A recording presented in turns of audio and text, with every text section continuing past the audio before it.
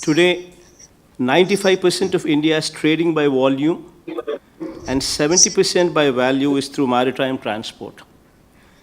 Indian ports handled approximately 1.2 billion metric tons of cargo traffic in the year 2019-20. And much required policy reforms like 100% FDI, Make in India, Sagarmala, and Bharatmala have been introduced to ensure exponential growth in the sector. I'm sure that Maritime India Vision 2030 document would certainly stand as a testament to the government's commitment in this regard. Sir, I believe that the importance of blue economy in a nation's growth story extends much beyond the maritime trade and the export-import statistics. The true value of blue economy is unlocked only when all the allied sectors, which are directly and indirectly dependent on the oceans, such as aquaculture, maritime and coastal tourism, chemical and biotechnological exploration, shipbuilding, and other port-related industries also mature enough to provide sustainable employment and growth opportunities. The draft of the first ever national fishing policy released by the Government of India in September 2020 is an example of several such solid steps taken in this direction. Honorable Prime Minister, Sir, drawing inspiration from your focused agenda to take India's maritime economy to the next level, Andhra Pradesh state government has taken up a lot of transformative steps to leverage its coastal line of 974 kilometers, which is the second longest in India and the longest on the eastern coast of the country, sir. Today, I am proud to say that Andhra Pradesh is ranked number 1 in the country in Ease of Doing Business Rankings 2020, released by the Ministry of Commerce and Industry, Government of India.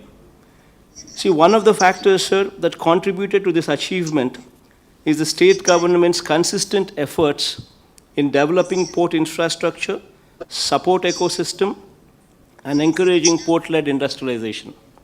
Andhra Pradesh has one major port in Visakhapatnam, sir, 5 functional state ports, and 10 other notified state ports with world-class facilities that handle more than 170 million tons of cargo per annum, second only to Gujarat.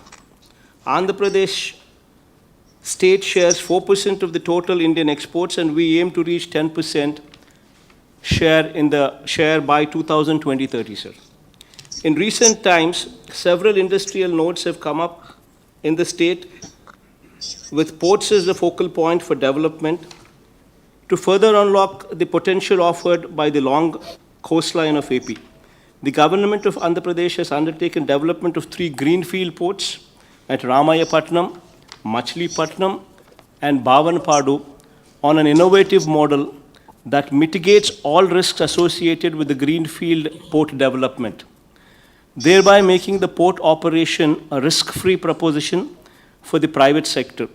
After the development of the port by the government, the operator of the port would be selected on competitive bidding basis, ensuring maximum revenue realization for the government and providing risk-free investment opportunity to the investor. These all-weather, deep-drafted ports are all set to be operational by 2020-23, creating an additional capacity of at least 100 million tons of cargo per annum in the short term, with a potential to grow leaps and bounds in the long term. In order to ensure that the ports operate at their fullest capacities, the state government has consciously taken steps to attract large investments in the sectors ranging from manufacturing, petrochemicals, food processing, pharmaceuticals, etc., which are port dependent. The state government, with the support of the Government of India, while promoting skilling by establishing an aqua university, has also undertaken the development of 8 fishing harbors, establishment of testing labs and cold chain facilities to provide better ecosystem for the aquaculture, thereby increasing the share of aqua-related cargo from the ports. All such well-calibrated interventions are designed to promote port-based industries and develop new economic cities driven by the ports all along the coastline of Andhra Pradesh. Lastly, sir, I would like to extend my invitation to the representatives from various companies from India and abroad attending this summit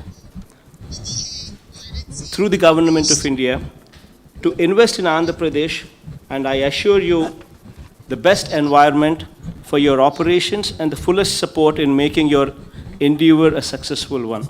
Thank you, sir.